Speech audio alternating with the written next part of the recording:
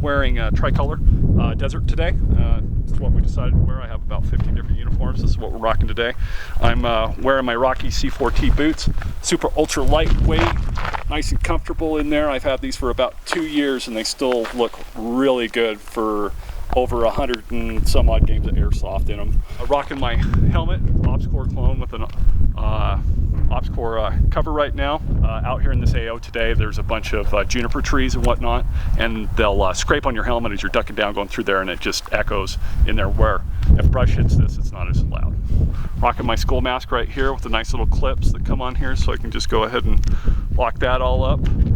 Protect the pearly whites from $1,200 dentist bills in there, so that's real slick in there.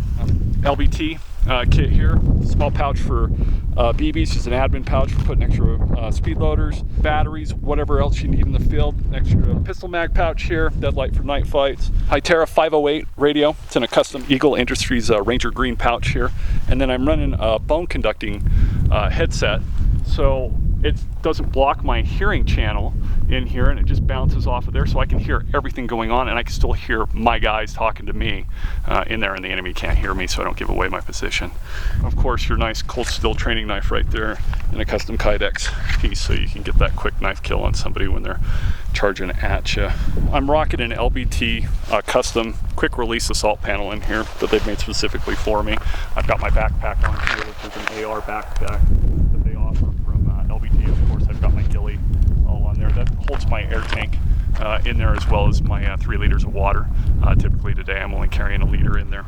I'm using the ESS iPro photochromatic lenses in here. What's great about these is the sun will go ahead and darken them. As I get into say I go into a room, they'll go ahead and change and go to a clear lens, so it's really good. I also cannot wear contacts in there, so I have their nice little drop-in features right there with my prescription. What's great about the ESS is they also cross over to the Oakley brand, and I have a whole bunch of those as well. So whatever I feel like, whatever my mood is. So new multicam gloves that they just came out with mechanics wear, and watch, so I always know what time and date it is. And of course, if I really get in trouble, a paracord bracelet that does just about everything you could possibly want. So in there, pretty simple rig in there as far as complexity goes. But belt rig, very simple.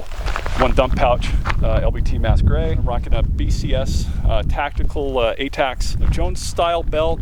I run 2 pistol mags here for my sidearm. Right here that I'm rocking in a G-code custom sock holster here. It's got dual retention in here, so if I press that, voila, really super fast for exchanges. So if I'm up here like this and I need to get to my pistol real quick, okay, go back to my primary. There you go. Really super slick rig. This is once started out as a custom Tokyo Marui pistol. As you can see, it's all been stippled in there. It's got the speed trigger on there as well. All the internals and everything else on the gun. I'm going to go ahead and discharge this real quick. Kind of break this down for you. You can see all the nice aftermarket parts that are all in there and everything else like that. Super simple. Love it. Glock 17 in here. Yeah, super hair trigger, super light. I've got that dialed in real quick here. If you watch real quick, as I go to pull that in there, that's where it fired. It's really cool. It's got a setting right here if you look on the trigger, so I can go ahead and adjust the shortest length of pull that the gun will actually work in. See that fire a little bit.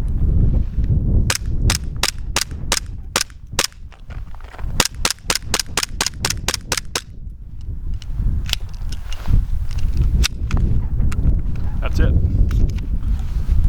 Super lightweight. Try to go as light as possible with the saw when you're carrying this monster around for 4 or 5 hours of Airsoft in there.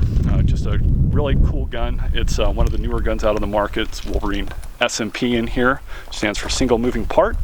Super efficient. I probably shot 4,000 rounds today, and I've only gone through about 1,500 PSI on my tank.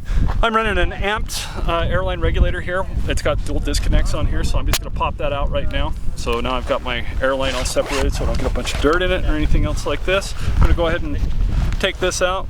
Say I wanna take it out, change tanks for the day. In here, I've just opened it up. Be a little squirt, that's it. Okay.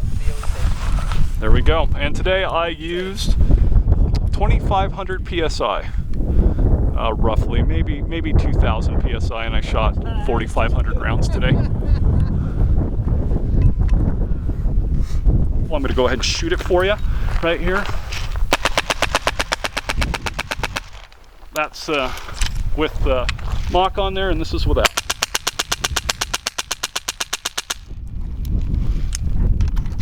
So this has got the new Wolverine S&P system. This is all custom built. This is one of the first Aries LMG stoners. That's how it started out its life. Aftermarket parts, fully functional 8-cog dot sight in here. No magnification on it, don't need it.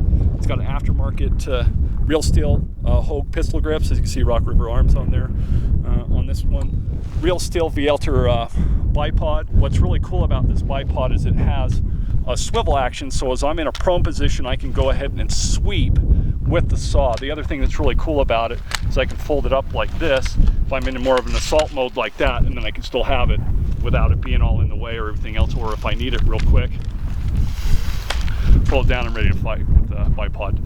I'm rocking the new Knight's Armament suppressors from Aries on here. Super cool. What I really like about them is they've kind of tuned them, so if you ding this thing just right in there, it just sounds like brass coming out or something like that. It's really cool how they did that in there. I really like the quick slip-on feature, so if I don't want to run it, I can run it, whatever I need to do there. One other function in here is that it has a small battery in here, and it also is tunable on the rate of fire. I don't have it plugged in the air, but what happens when I pull it is this is not a winding mag, so you can hear the mag. So I kind of call it like my chainsaw here. I'm going to start it up for you. You know, just like that, something fun. Just a really super fun gun. I've had this up to about 40 rounds per second. Already I can turn it down, turn it up, whatever I need to do. With the gun fully adjustable, it goes anywhere from 300 FPS all the way up to 600 if that's where I want it to be at. So when I'm out playing Airsoft, I come out here to be physically fit. I started playing Airsoft real seriously about 2.5 years ago, and you would have been looking at a 105-pound heavier dude right here in front of you. I've lost 105 pounds playing Airsoft. So it's a healthy lifestyle. You get to meet interesting people that you normally wouldn't meet in the sport out there, and they're always so interested and friendly. I mean, where else are you going to meet, say, a colonel? Or where are you going to meet a Navy SEAL sniper instructor? Where else are you going to do that? You're going to do that in Airsoft in there, or you can go join the real thing. I personally like to be a weekend warrior in there, but those that do serve our country, I really appreciate you. I just want you to know that I do care about you a lot. So, and being with your friends and having fun. If Airsoft's not fun for you, then you need to take a pause and figure out why it's not fun, and then start over. Back to battery again.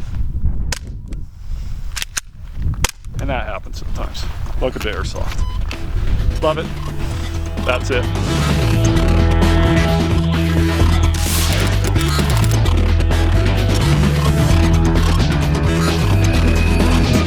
For the gun, I got a LBT single point sling, and then this is a G&G GR16 with mag pull buttstock and foregrip.